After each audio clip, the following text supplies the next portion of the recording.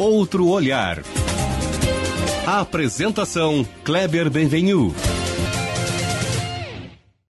Olá, bom dia! Bom dia, família Bandeirantes. Bom dia para você que nos escuta na intimidade do rádio ou também que nos acompanha aqui pela internet. Hoje nós vamos filosofar um pouco nessa manhã de sábado, mas filosofar sobre um tema real, sobre nós mesmos. Conhece-te a ti mesmo. A tão famosa expressão foi perseguida por muitos filósofos durante milênios e segue atual até hoje. A compreensão sobre nós mesmos impacta diretamente sobre o nosso sentido, sobre a nossa existência, sobre a nossa felicidade. Pensamos em tudo, todos os dias, sobre quase tudo, mas quase nunca sobre isso. Quem somos? Por que somos? Então hoje nós vamos lançar um outro olhar sobre isso, sobre o que nós somos, sobre o que significa ser pessoa humana e qual o impacto que isso tem em nossa realidade. É um programa para dar uma parada no meio de tanta confusão mundana e refletir sobre o mais essencial. Eu sou o jornalista Kleber Benvenu e nos próximos 30 minutos eu converso com o professor Wambert de Lorenzo. Ele é advogado, professor universitário e também pesquisador, mestre e doutor em Direito. Foi vereador de Porto Alegre de 2016 a 2020 e segue atuando em diversas instituições da sociedade civil. Mas está aqui especialmente porque estuda filosoficamente há muito tempo, com boa bibliografia, inclusive já publicada, esse tema da natureza humana. Vamos tentar em 30 minutos tratar com mais profundidade desse assunto. Bom dia, professor Wambert, e obrigado por estar aqui conosco. Tudo bem contigo? Bom dia, Kleber. Tudo bem? É uma honra imensa, porque fã do programa, agora estou como convidado, estou até nervoso. Será que eu vou dar conta? Será que eu vou dar conta do recado, né? Então, prazer imenso estar aqui com vocês. Eu que tenho dado audiência aí para as tuas redes, eu vejo que nos últimos tempos, especialmente depois do mandato, certamente com mais tempo, tu tens publicado muito conteúdo de formação, de filosofia, de direito, né? De humanismo, todos muito interessantes de acompanhar, inclusive eu indico aí seguir as tuas redes. E Obrigado. Eu queria te ouvir isso, inclusive é um lá, quem pesquisar vai achar, é uma das tuas publicações em que tu fala sobre esse tema do nosso programa, Wambert, sobre entender quem somos, né? E o que significa também ser pessoa humana. Nos fala um pouco disso, nos abre esse assunto, professor. É um tema muito pertinente, que o ser humano está em crise, né? Crise consigo mesmo. A gente tem escutado aí na Band mesmo, eu escuto o tempo inteiro psicólogos e psiquiatras dando entrevistas sobre depressão, sobre tristeza, né? Que é uma dor moral que a pessoa sente, como as pessoas estão sobrando, estão fraquejando diante aí da situação atual, né? Eu diria que há duas respostas. Do ponto de vista conceitual, abstrato, o ser humano é um homem. E do ponto de vista concreto, ele é uma pessoa. Então a gente pode fazer a diferença do que é o conceito e do que é a realidade. Você faz a planta de uma casa, você tem ali a planta de uma casa, você precisa realizar, você precisa concretizar. Então a concretude desse conceito que é o homem é a pessoa humana, né? Mas o que é o homem? É importante dizer isso, porque o homem vem do ablativo do latim, né? Vem do substantivo latino homo, o ablativo que é humus, que significa da terra. Então, o ser humano é um ser da terra. Tem uma filósofa aí da moda chamada Hannah Arendt, que ela chama isso de mundaneidade. Ou seja, o único espaço físico que o homem é capaz de viver é na Terra. E se ele quiser sobreviver em qualquer lugar, outro lugar do universo, vai ter que reproduzir as condições da Terra. Isso está numa tradição ocidental muito curiosa, inclusive na tradição hebraica, perdão, que não tem vínculo com a romana no mundo ainda na sua fase primitiva, né? Enquanto o homem vem de humus, que é terra, em hebraico Adão é do barro, vem do Adamã, que é barro vermelho, Dan, que é vermelho, vem de sangue em hebraico. Então, Jó já dizia, eu sou pó e ao pó voltarei. O ser humano é um ser da terra. Isso em abstrato. Agora, não dá para me apontar o homem. Se me perguntares assim, então aponta aí esse homem. Toda vez que eu esticar meu dedo, eu vou apontar uma pessoa. E é aí que é importante a gente compreender que nós somos pessoas. Tu disseste bem ali no começo, isso foi a tortura dos filósofos durante milênios.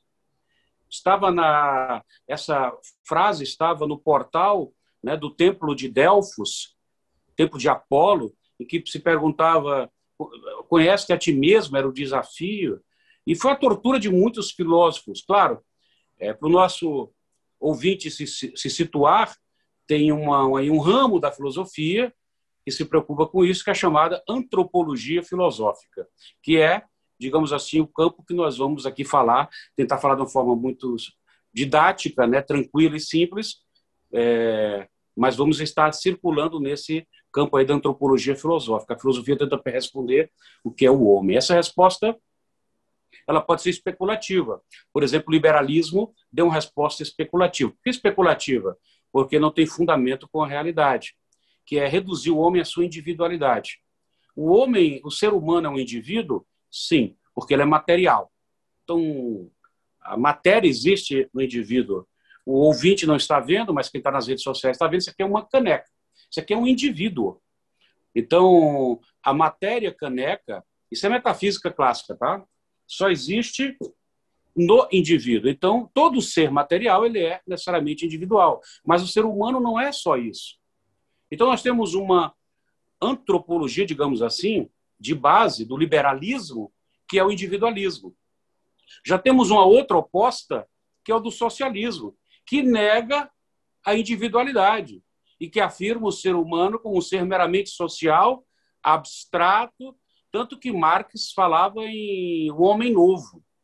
Então, no meio essa tensão de conceitos que geram ideologias que estão lá no século XIX, nós temos uma que surgiu, Kleber, que ressurgiu, que foi retomada a partir da Segunda Guerra Mundial, que é o personalismo, que é, antes dessa controvérsia entre individualismo e socialismo, entre liberalismo e comunismo, ou os totalitarismos, sempre foi a compreensão do ser humano, e que impacta diretamente a nossa felicidade e impacta também a ética.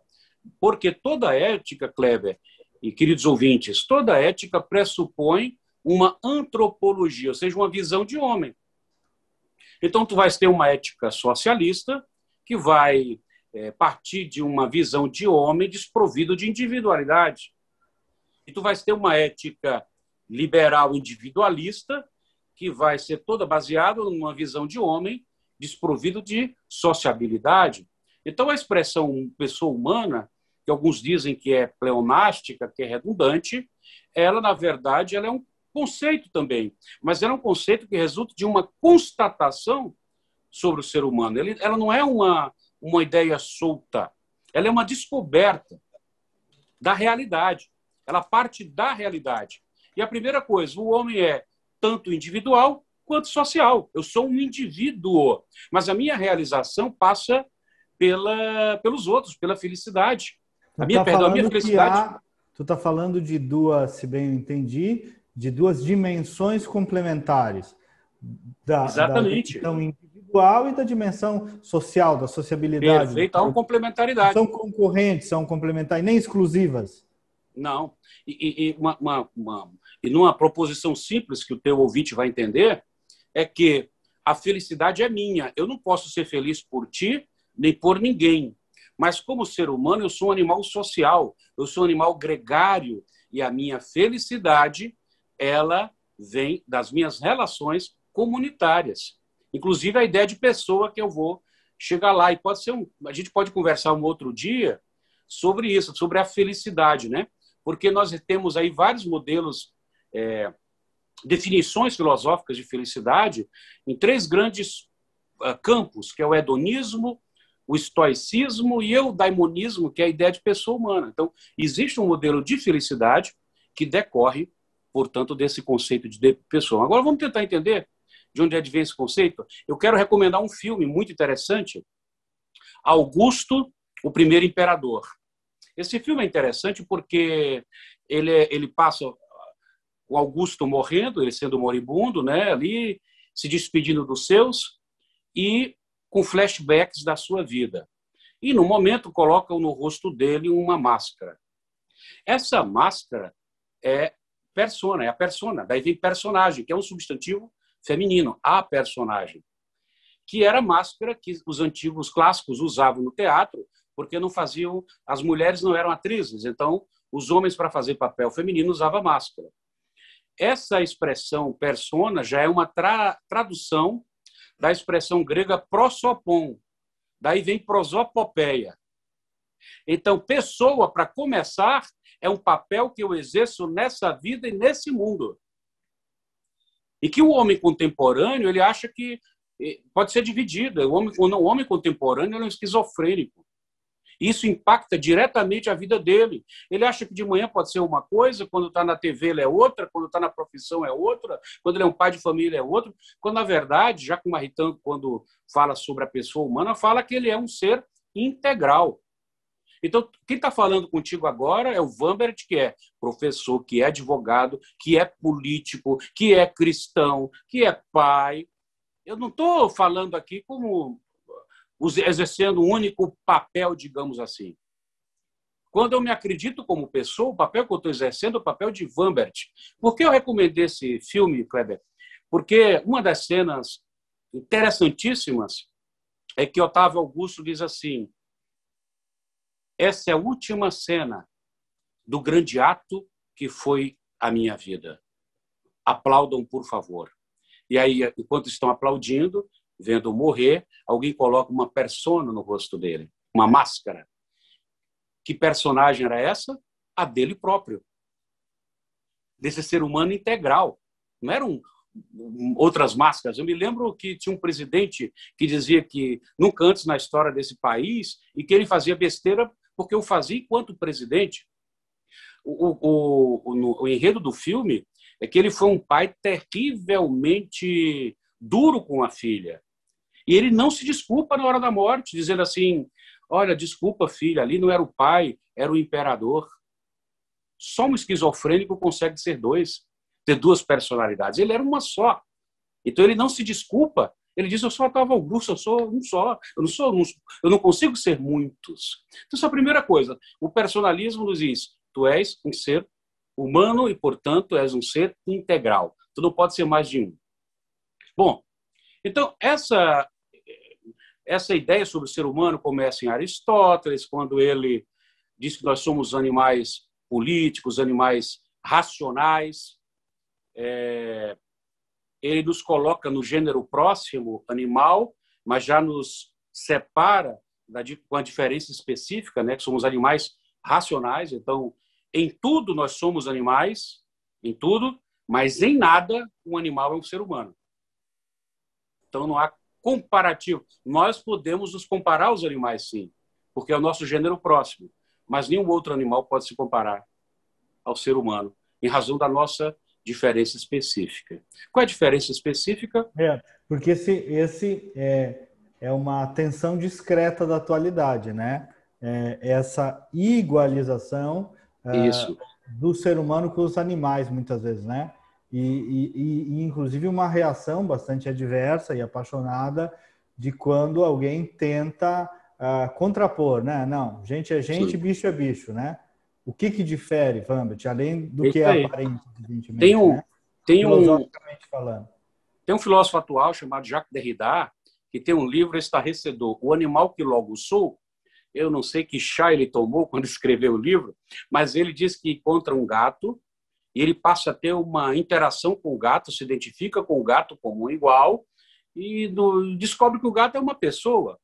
Então, essa tentativa contemporânea que é algo que fere a razoabilidade, né? Que é tentar atribuir a outros seres esse grau elevado dentro da hierarquia né, ontológica, a hierarquia dos seres, né, igualar ao ser humano. Então, em nada um animal se compara, justamente em razão da nossa alma. Então, a pessoa, ela é um composto de corpo e alma. Eu vou falar daqui a pouco da alma, mas primeiro é importante definir isso, né? Tem um filósofo do século III chamado Severino Boécio, que ele fala que a pessoa é uma substância individual de natureza racional. Então, se esse copo, que é uma substância individual, essa caneca, conseguisse raciocinar... Repete isso. Substância... individual, que é um pleonasmo, sim, porque ele sim. quer dizer a matéria, como eu falei há pouco. O corpo, a dimensão material. E raciocina. É uma substância individual de natureza racional. De natureza racional. Um aluno uma vez me chegou e disse: professor, então os macacos do planeta dos macacos são pessoas? Eu digo, sim, são arquétipos de pessoas. E ele concluiu de uma forma genial. Então eles são nazistas, né, professor? Eu digo, são.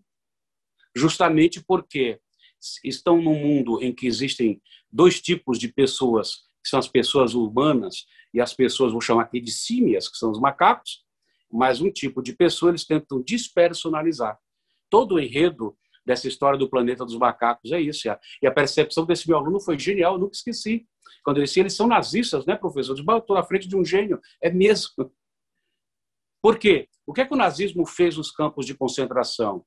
Tentar fazer um downgrade, né? O que a gente chama no direito humano uma capse diminúcio, é diminuir o status, diminuir a condição. Então, eles despersonificam os seres humanos e o transformam em coisas, como eram os escravos. Então, para usar uma linguagem mais rigorosa, nos campos de concentração nós tínhamos seres humanos, mas nós não tínhamos pessoa. Porque a pessoa é um tipo de reconhecimento. Bom, eu estava falando ali no começo. Pessoa humana não é uma redundância, porque na pessoa eu tenho o indivíduo, no substantivo pessoa eu tenho o indivíduo, e no adjetivo humana eu tenho o gênero. Então a pessoa, tu, Kleber, e o ouvinte que está aqui nos ouvindo, cada um deles é a humanidade individualizada. Uma vez eu dei uma palestra para mais de 100 brigadianos, tentando explicar a filosofia sobre direitos humanos, né? E explicando que ao torturar um ser humano, se tortura a humanidade inteira. E não só o indivíduo, porque cada pessoa é humanidade individualizada. E tem uma frase de um rabino da Idade Média, chamado Maimônides, que aparece em outro filme espetacular, que é a lista de Schindler, que é quando os judeus, em gratidão, arrancam os próprios dentes de ouro, fazem um anel para o Schindler, e lá dentro está escrita essa frase do Maimônides: quem salva um homem, salva a humanidade inteira. Mas quem tortura um homem, tortura também a humanidade inteira. Porque a pessoa é a humanidade individualizada. Então, ela é esse composto de corpo e alma. A nossa morte é justamente a extinção desse composto. Eu, como cristão, acredito que a alma é imortal e que o corpo é mortal. Mas quando eu for para o céu, cada um de nós for para a vida eterna, não é a pessoa que vai. A pessoa se extingue. A pessoa morre. A pessoa apodrece lá no cemitério, né? O resto, eu chamo isso de resquícios de personalidade. Que a gente abraça o corpo, se despede, beija e dentro de alguns dias ele não vai existir mais. Então existe ali um resíduo de personalidade, mas a pessoa foi extinta. Sobra dela a alma imortal. Agora, vamos falar dessa alma, que é o mais interessante. A alma, do latim anima, é o motor do corpo. Ensina São Tomás de Aquino, Aristóteles dizia o mesmo. Então, a alma está totalmente no corpo. Ela não é uma centelha, um fogo. Aqui no meu dedinho midinho que está se movendo, a alma está totalmente nele. Aqui nas minhas pálpebras que piscam enquanto eu falo, a minha alma está totalmente nela. A alma está em cada parte desse meu ser material, porque a alma é o motor do corpo. Só que essa alma ela tem 3 dimensões, 3 faculdades. Ela tem uma dimensão vegetativa, E aí existem seres cuja alma se limita nessa dimensão, e o nome já está sugerindo, que são os vegetais. Então, antigamente se dividia os seres vivos, entre animados e inanimados. Os seres animados, os seres vivos, e são vivos porque têm alma, se movem. E os seres inanimados, os seres do reino mineral, digamos assim. Então, o vegetal, ele é um ser vivo, portanto, um ser animado, tem alma, mas uma alma cuja a faculdade, a dimensão é meramente vegetativa. E aí nós temos outros seres na Terra cuja alma já é mais desenvolvida e tem faculdades vegetativas e sensitivas. Ou seja, essa alma já tem uma percepção sensorial, constrói um tipo de conhecimento baseado nas experiências, na intuição, que é passado geneticamente. Se você pegar um cachorro que nunca foi para a rua, chegar na frente dele e se agachar para fingir que está pegando uma pedra, ele vai correr. Porque ele tem uma intuição, um tipo de conhecimento em sentido próprio que está nessa alma sensitiva dele. Mas existe um único ser na face da Terra cuja alma ela tem 3 dimensões. Ela é vegetativa, como os vegetais, evidentemente, ela é sensitiva e ela é intelectiva. E esse ser é o ser humano, esse ser do qual nós estamos falando agora. Então, essa alma, e eu quero... eu tô falando rápido assim, porque meia hora é quase já foi. Acho que nós estamos aqui já nos 22, 23. Então, viu? Mas eu sei, eu estou partindo para as conclusões justamente porque eu quero chegar no impacto. E eu procurei interromper o mínimo possível, porque era assim mesmo que tinha que ser. Uhum. E o impacto que tem na nossa felicidade, a compreensão sobre o que nós somos. Isso.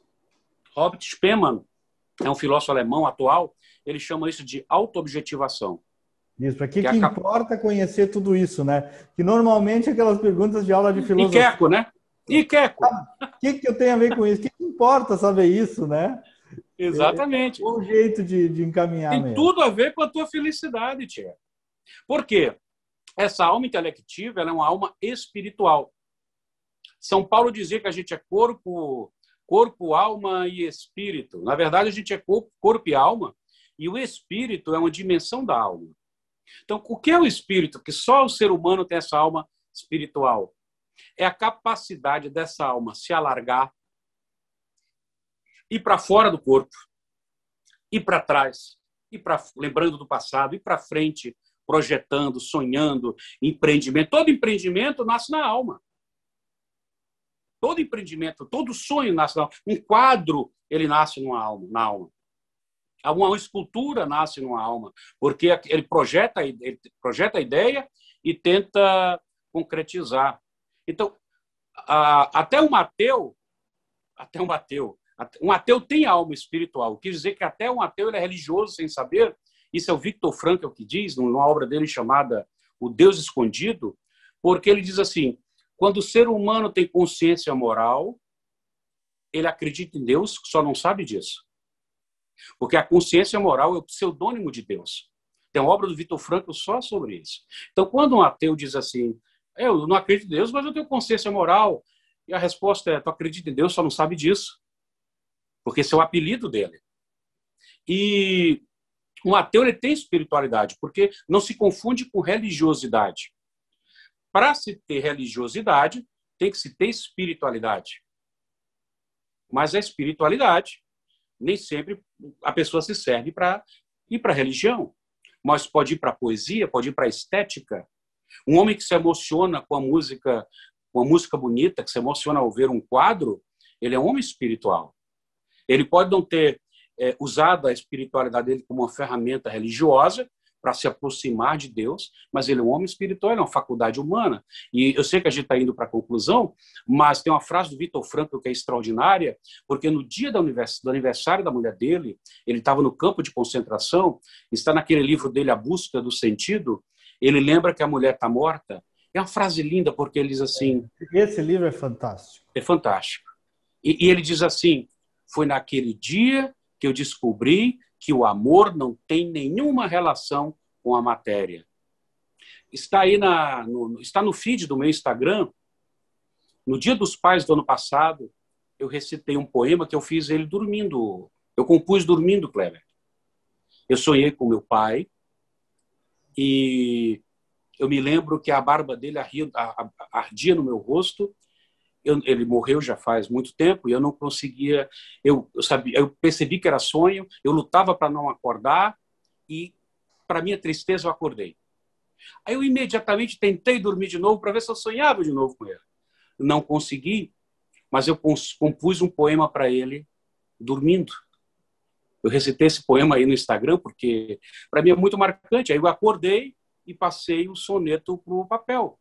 Mas por que aconteceu isso comigo? Porque minha alma é uma alma espiritual. Então, a sua felicidade, você tem que ter a compreensão primeiro, que você é uma pessoa, que você não é só um indivíduo isolado em si mesmo. Eu sei de uma dissertação de mestrado que a pessoa escreveu assim, ó: agradeça a mim, somente a mim, exclusivamente a mim, quem deve essa vitória. É a expressão máxima do individualismo. Ou colocar a tua felicidade nas tuas ideias, nas tuas utopias e esquecer que ela é uma realização nesse mundo. Então, a pessoa humana, a felicidade dela é eudaimônica, ela é um dado infinito que vai se realizando aos poucos. Eu brinco quando eu estou dando palestra ou aula e eu pergunto, quando alguém diz assim que é plenamente realizado, o que é que a gente responde para ele? Morre e dá o lugar para o outro. Porque a felicidade é algo inexorável, mas é um estado. E eu vou concluir com a frase de Aristóteles que diz assim, o que é a felicidade? A felicidade é um estado de carência de nada. Essa é a felicidade. Então, quanto mais eu satisfaço as minhas necessidades materiais e espirituais, eu sou feliz. Mas, para isso, eu tenho que ter a dimensão de que eu sou uma pessoa. Eu preciso responder aquela pergunta, que é o ser humano. Conhece-te a ti mesmo. Não é a falsa felicidade, né? Falsa impressão. Não. Porque a felicidade é uma coisa, alegria e tristeza é outra. É outra, exatamente. Tu pode ser feliz ainda passando fortes momentos de tristeza. E pode ser muito infeliz tendo muitas alegrias. E pode ser feliz tendo sofrimento também, né? Que é outra coisa de pessoas. Enfim, com certeza. Tem outros programas aí, professor. Obrigado pelas suas aulas, pelos teus ensinamentos. E siga firme aí, sucesso na caminhada. Bom sábado aí. E siga produzindo conteúdo. Obrigado, Kleber. Quem quiser me seguir ali no Instagram é professor_Vambert ou professor Vambert no Facebook. Estou à disposição. Obrigado, foi um prazer imenso. Um abraço a todos os ouvintes da Band. Que Deus abençoe a cada um. Grande abraço. Um grande abraço. O programa é produzido pelo futuro jornalista João Vargas, sob a coordenação da Critério Resultado em Opinião Pública. Nós voltamos no outro sábado. Bom final de semana e até lá.